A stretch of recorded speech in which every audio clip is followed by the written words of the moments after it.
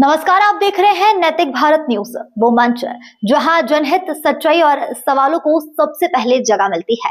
मैं हूं साक्षी और अब शुरुआत करते हैं इस वक्त की सबसे बड़ी और अहम खबरों के साथ। विराम गांव चंदन नगरी में गौचर भूमि पर खनन माफियाओं का अवैध कब्जा, ग्रामीणों में भारी रोष। गुजरात के विराम गांव तालुका के चंदन नगरी गांव में गौचर चरवाहे की जमीन पर अवैध उत्खनन का मामला गर्माता जा रहा है।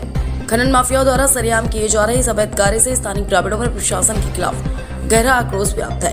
सर्वे नंबर 241 पर माफियाओं की नजर प्राप्त जानकारी के अनुसार चंदन नगरी गांव की सर्वे नंबर 241 के अंतर्गत आने वाली रेवेन्यू वलाड़ी गौचर की भूमि पर खनन माफिया लगातार अवैध खुदाई कर रहे हैं। ग्रामीणों का कहना है कि यह जमीन पशुओं के चारे के लिए अत्यंत महत्वपूर्ण है, लेकिन भूमाफिया इसका बेखौफ दुरुपयोग कर रहे हैं।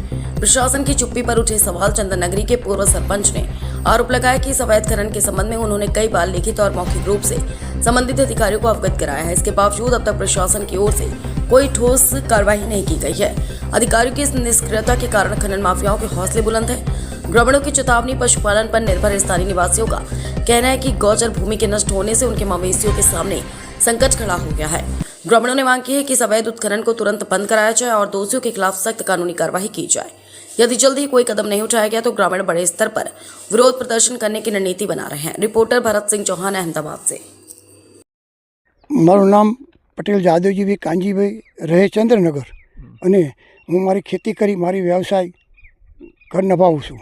બીજું કે વલાણા રેવન્યુ વલાણા આવે એ ગૌચરની જમીન સર્વે નંબર 241ની અંદર લગભગ 12 મહિનાથી ભૂમાફિયા દ્વારા માટી લેવાય છે।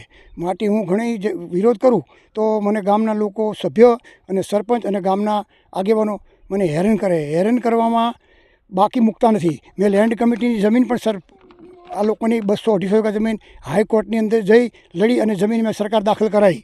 એ બી લેન્ડ કમિટી ખોટી કરેલી। એટલે આવી જૂની દાજુ રાખી બીજું પછી મંડળીમાં મને સભ્ય પણ ના બનાવ્યો। એટલે આ રીતે મને હેરાન કરી અને આજ માટીનું મેં લીધું। એટલે મારા ગામની અંદર મારે એક વાડો હતો 70/32, એ લોકો ગામમાં સમૂહ લગ્ન આવતા હતા એટલે મેં વાડાને ચોખ્ખો કરી દીધો। મારો 20 વર્ષથી મારો કબજો હતો એટલે મેં ચોખ્ખો કરી દીધો। ચોખ્ખો કર્યા પછી મને એવું થયું કે લાવો હવે આપણો કબજો વારી લઉં। એટલે મેં તાર ફિશિંગ કરી એટલે રાત્રે આ લોકો જઈ અને મારી આજે તાર ફિશિંગ 15 દી પહેલાંની 2 દી પહેલાં તોડી નાખી। એટલે મેં પોલીસ ટાઉનમાં ફરિયાદ બી કરેલી। પછી દવે સાહેબે એવું મને કીધું કે તમે કાગળિયા લાવો, તમને ખર્ચો પડી। દવે સાહેબને હું કાગળો બધા આપી આવ્યો, મારા 7/8 પંચાયતના ઠરાવ આકારણી બધું હું આપી આવ્યો દવે સાહેબને। અને એ લોકોએ જામીન ના લીધા। જામીન કે 60 વર્ષના જામીન લેવા માટે તો મામલતદારશ્રીને અમે રિપોર્ટ કરી દઈએ। એટલે મામલતદારશ્રીને રિપોર્ટ કર્યો, હજુ એ લોકોએ જે 4 જણાએ મારી વાડ તોડી એના કોઈ જામીન લીધા નથી। તો સાહેબ જો આવી કલેક્ટર સાહેબ જો ગૌ માતા માટે આવી 80 વીઘાનો ખરાબો મૂકી દીધો ગૌચરનો, જો આવી જમીનમાં ભૂમાફિયા દ્વારા જો માટી લેવાશે તો ગૌ માતા ક્યાં ઊભી રહેશે ચરવા? અને એ લોકોને ખબર છે કે ગૌચરમાં રોયલ્ટી કે કંઈ લેવાય નહીં। એટલે આ લોકો રાત્રે 10 વાગે ડંફરિયા ચાલુ કરે છે અને વહેલા 4 વાગે ડંફરિયા બંધ કરી દે છે। મેં અનેક વાર રજૂઆત કરી પણ મને ધમકી આપવામાં આવે છે, મારી નાખવાની, ટાંગા ભાંગી નાખવાની। હું એકલો માણસ છું, મારો બાબલો બાર પરદેશ છે, અમે 2 માણસ રહી।